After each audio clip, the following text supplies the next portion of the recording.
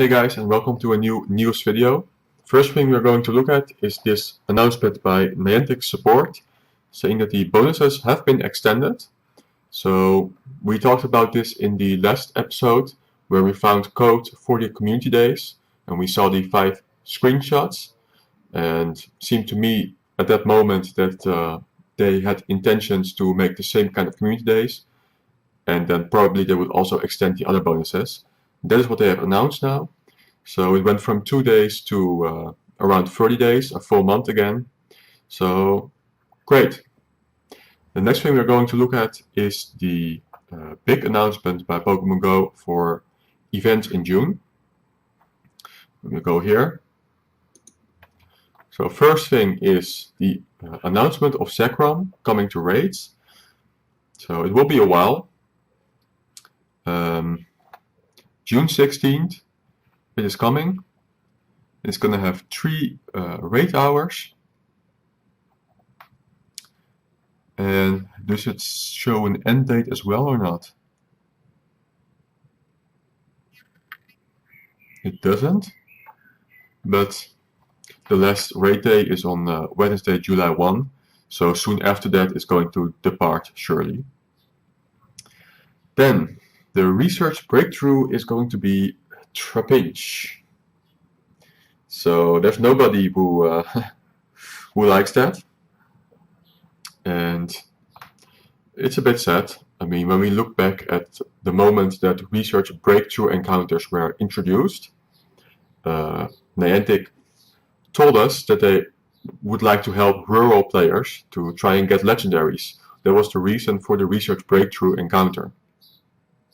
Now they've gone further and further astray from that, to the point where we now have Trapinch. And I mean, even rural players would have a shiny Trapinch if they just played the community day. So it's terrible, not much more to say about that. Then some information about the Throwback Challenge 2020 special research. Well, I mean, there's not much more in there than we already know. So they're saying here, Galarian Stunfisk will be appearing in the wild. You can hatch Galarian Meowth, Galarian Zigzagoon, Galarian Darumaka, and Galarian Stunfisk from 7km eggs, and try evolving them. So you can evolve them to their evolution forms. But I'm going to talk about that another time, what we can expect from that event. Then the Solstice themed event and bug out event return to Pokemon Go. Okay, so there are 2 announced events for June, and then of course the third one being the Throwback Challenge.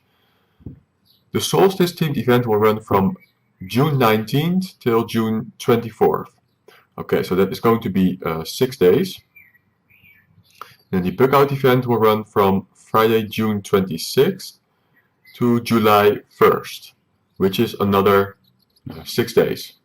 And those 2 events are going to be very close to each other. But if we look at the Throwback Challenge and then the Solstice themed event, then there's going to be, what, 11 days, I guess, in between that without event. Okay. And then the last thing they are announcing is Spotlight Hours. So the first Spotlight Hour is not going to be on June 2nd. There will be no Spotlight Hour then. Okay. So we have a couple of days without event, and there's also no Spotlight Hour event. So the first event that will be happening is going to be the Throwback Challenge going live on the 3rd of June in the afternoon, 1 p.m. And then followed by a raid hour of Reshiram in the evening from 6 to 7. Between that, there's no event. Then on June 9th, Patrat will be Spotlight. You earn twice the XP for evolving Pokemon. Okay, so Patrat can be shiny. It did have a good amount of time to shine already in the wild. So there's going to be a good amount of trainers who have a shiny Patrat already and are satisfied. But for the people who don't have it yet, then this is a moment that you can try to get it. Then June 16th, Numel will be the Spotlight Hour Pokemon, and you earn twice the Stardust for catching Pokemon. So Numel not that interesting in my opinion. It cannot be shiny and cannot be used in any way, the camera-ups, yet. But it is an easy Pokemon to catch. So combining that with the double Stardust for catching makes it quite interesting actually. You can hit a Star Piece or two and just gather as much Stardust as you can in that hour. Then June 23rd, Clefairy will be in the Spotlight hour, and you'll earn twice the XP for catching Pokemon. And if you're lucky, you might encounter a shiny Clefairy. Okay, so that's interesting. That is for sure going to be the most interesting Spotlight hour of the month, June. So Clefairy will be in the wild, and it's possible to be shiny. So usually for these kinds of Pokemon, they cannot appear shiny in the wild because they have a baby form. And how that works is that the baby form can become shiny from the eggs, and then you have to evolve that to get the Clefairy or Clefable shiny. But they are making an exception now. So for this hour, Clefairy will be possible to be shiny in the wild. And we have to see what the shiny odds are going to be. I'm expecting the normal shiny odds of 1 in 450. It is possible, however, that they decide to give the same shiny odds as its baby form. So the baby form Cleffa, all of those baby forms have a shiny chance of around 1 in 50 because they're coming from the eggs. So maybe we can see a 1 in 50 if we're lucky, but I'm expecting 1 in 450. So it's going to be tough to get it, but either way it's still a fun event. And then June 30th, it's going to be Kricketot in the Spotlight hour, and you'll earn twice the candy for catching Pokemon. Okay, so that is definitely the most useless, I would say, unless they somehow decide at the last moment to make it shiny, but they're saying it's going to be shiny for Clefairy, they're not saying it for Newell and Kricketot, so I doubt they're going to make it shiny release at that moment. So I really don't see the point in participating in the Kricketot event, to be honest.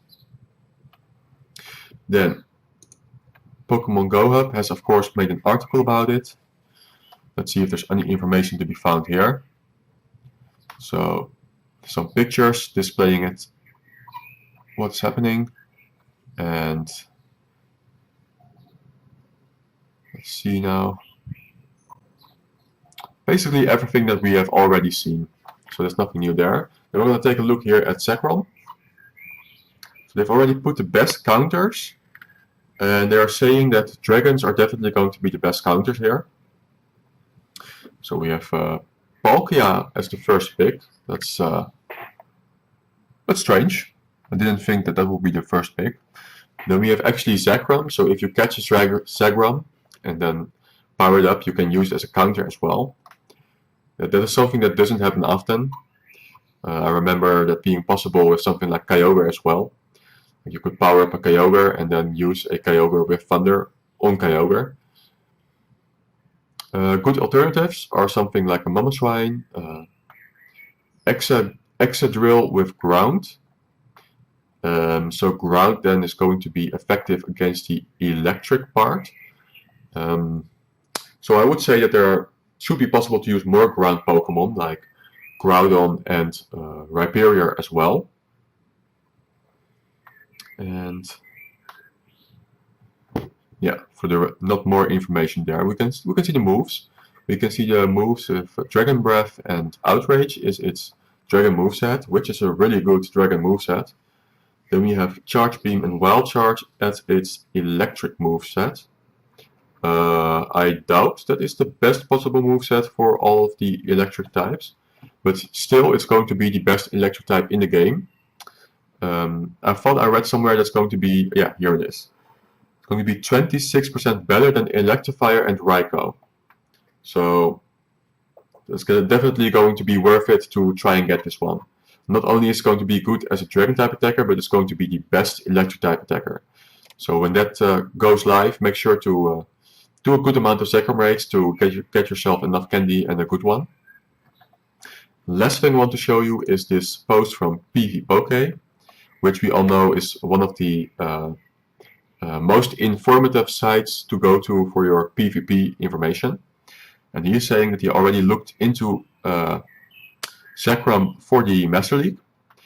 And he is saying that it's going to have key matchups. So I'm gonna say that that's going to be a good matchup against Melmetal.